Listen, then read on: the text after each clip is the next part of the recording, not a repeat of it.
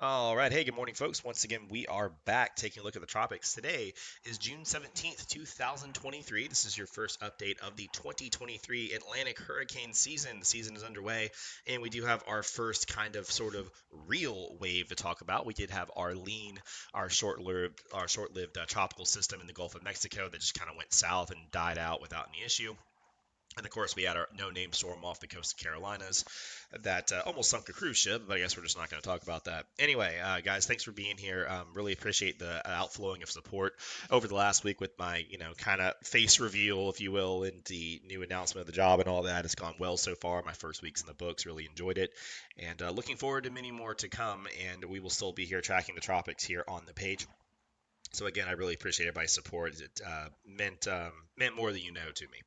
So we are looking at our first tropical wave of the 2023 Atlantic hurricane season. We have Invest 92L, our wave we've been watching since it left Africa, now making its way a little bit further to the west, and this will be the main player for our video today. The rest of the basin is fairly quiet. It is a very unusually active June here across the U.S., where a lot of activity in the mid-levels of the weather, the jet stream, and all that.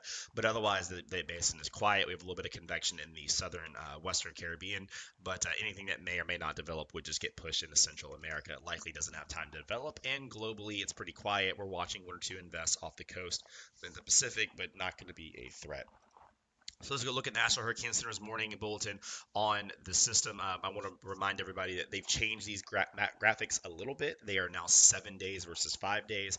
And if you see in the graphic text right there under the time and date header, they do have the invest tag now. Remember, when we tag it invest, quote unquote, it's called invest 9299L, designating the Atlantic Basin. And this is when the Hurricane Center has a wave that they're tracking. It's not developed yet, but it's enough for them to want to investigate it further. The tag allows the computer models to specifically run on it. It gives them something more defined to track. And then when the hurricane hunters go investigate it, they have an idea they have a name for what they're actually going to look at. So they are up to 70% in the next 7 days, 40% in the next 48 hours on this system. Let's go ahead and look at it on the satellite presentation, and overall, fairly healthy wave. Again, we're talking about a wave coming off of Africa in the month of June. This is very unusual. We don't typically see activity in the month of June out here, and that is because the main development region, which is what we call the area basically between the Caribbean, which is what starts basically at the Lesser and Greater Antilles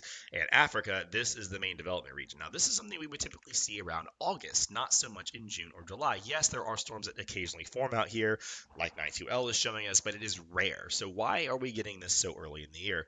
Number one, sea surface temperatures very unusually warm. We are talking several degrees above normal in this part of the region, and overall, the basin is running about, I mean, a degree or two above normal, but it's like in the context of what that really means, it's almost off the charts warm. And that's with about a week of cooling out here as the pattern has changed a little bit. The wind pattern does influence water temperatures. Weaker trade winds typically respond to higher temperatures. Stronger trade winds do bring those temperatures down a little bit, but we are still running record warm for this time of year. So the basin looks much more like August or September than it does in June. So that's one of the reasons we're seeing that. We've also seen a fairly weak Bermuda Azores high, the big high pressure that typically controls this region, a semi-permanent high pressure region that doesn't really go away. It just kind of like moves around, has been weak, and the Saharan dust is not very strong either. There's almost no Saharan dust out here today. So 92L was finding an environment very atypical of June. Typically, there'd be a lot more wind shear, there would be drier air, there would be more dust, and there would be cooler waters. None of which is actually happening right now. Hence, we have a wave comes off and it goes, oh, I don't know what month it is. I'm going to try to develop anyway. So that's what we're dealing with. So if we go back to the actual satellite presentation of 92L, one of the first things you're going to notice is that the satellite presentation of this is improving because the wave is trying to quote unquote stand up. So what we have is a wave axis that kind of leans back with as you go further to the north. So you kind of typically when these things start off, they're more oriented like this. They're oriented southwest and northeast. But if you look in the frames here, the wave is slowly being to stand itself up. If I do the wave axis to start off the satellite loop, it looks like that. By the end of the satellite loop, it looks more like that. So the bottom of the wave isn't moving very fast, and the top of the wave is. And this is called, like, it's kind of basically standing up standing up straight. That's one of the first things it has to do to develop. You also have a good amount of low-level inflow here. There's a little bit of low-level winds wrapping like this. and there's winds moving across. So your low pressure center, or if you have one, is likely somewhere in here. What I'm imagining is happening, you either have a very sharp wave axis or you have an elongated low pressure center if it has one starting to form. I would, given the sporadic convection, it may not have an actual low center yet, but it's getting close. I mean, there are some low level clouds indicating that there you may have a broad low center, again, kind of an elliptical or oval shape. If I had to analyze this, I'd say it probably doesn't have one yet, but it's not far off. It's decently healthy. It's surrounded by thunderstorms, even though they are ragged. You do have bursts of thunderstorms. It looks like it's still working on getting some dry air out of the system, which is very common. And the water temperatures are not red hot here. I mean, they are, yes, they're very much above normal. But if you look at the region that 92L is actually in, it's in this pocket right here, which is basically 26 to 27 degrees Celsius. That's in the low to mid 80s.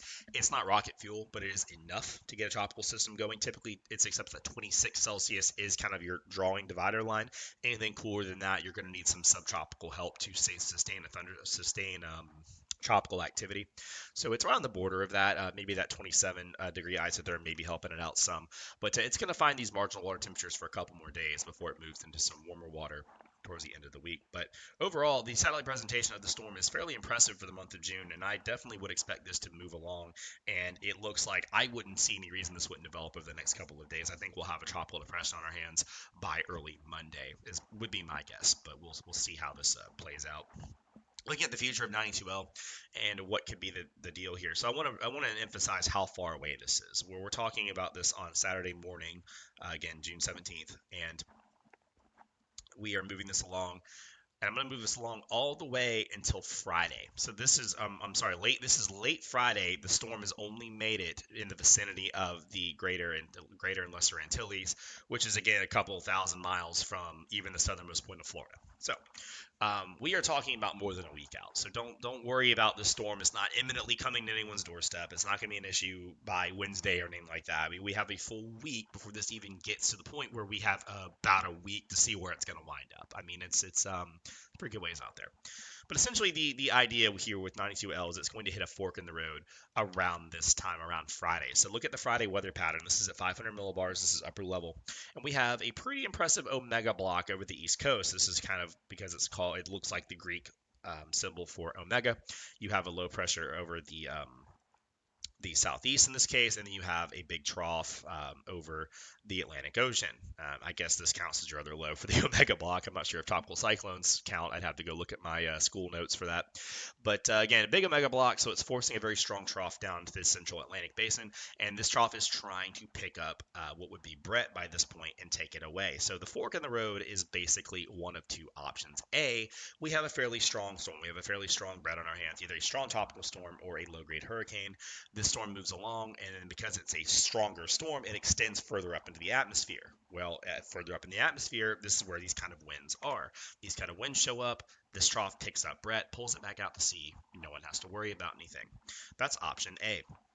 You can see here the 200 millibar flow pretty well.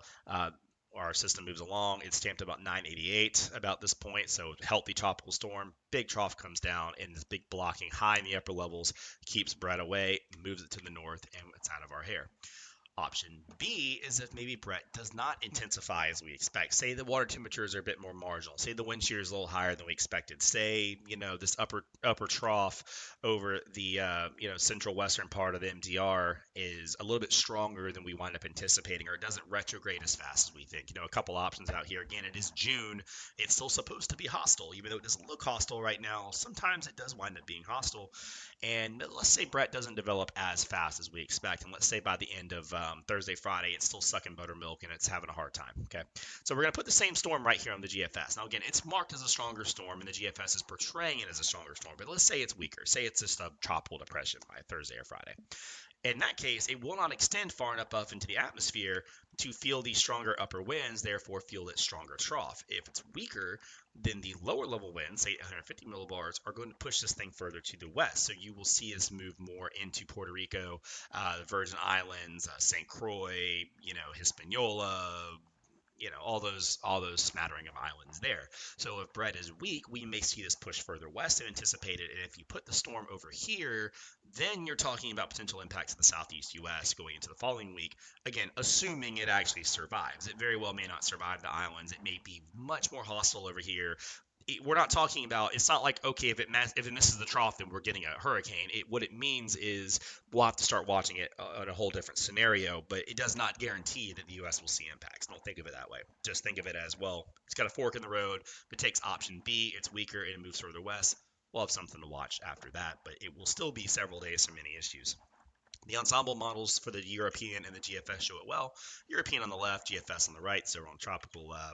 No, this is on show Weather Nerds. Sorry, this is on weathernerds.org. You see the weaker models in the blues and greens, pushing it more to the west on both models, and then the ensembles that are stronger, your yellows and oranges, and even reds, are pushing it more to the north. So you can see those two camps. Stronger goes north, weaker goes west. Stronger goes north, weaker goes west. So something to think about as we go into the end of next week. So again, we have almost a week to track this, and then we have another couple days if it were to turn more to the Caribbean to continue to track it. And given how unreasonably ridiculous the East Coast weather pattern has been and how it looks like it'll continue to be next week, there's a good chance there's a bunch of upper troughs and crazy stuff out here. There's no guarantee it would even survive. So we're not going to worry about this yet. We're just going to be, watching it as it comes along. We'll be updating you as you need it. But yeah, I would expect our second named storm to be on, or like fourth named storm, depending on how we're going to call it this year. Our second official named storm, rather, looks like it'll be on deck sometime early next week. I would anticipate probably Monday, maybe Tuesday. We'll get a tropical depression or tropical storm out of this, and then it'll be off and tracking from there. So anyway, guys, that's what I got for you on your topical update for the day. As always, thanks for watching, and have a good one.